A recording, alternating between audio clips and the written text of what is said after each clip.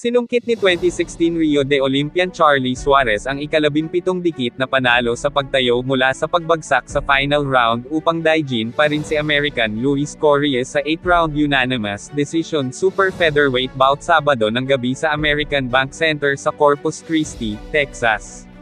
Pinabura ng tatlong hurado ang 3-time Southeast Asian Games champion at 2014 Incheon Asian Games silver medalist, 77-74, 77-74 at 76-75, para sa ikalawang tagumpay sa Amerika at panatilihing malinis ang pro ring record sa 17-0 na May 9 knockouts.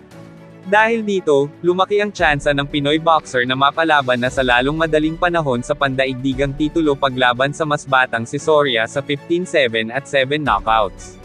Si dating World Boxing Organization Latino Super Featherweight titleist Henry Lebron ng Puerto Rico ang dapat sanang makabangasan ni Suarez.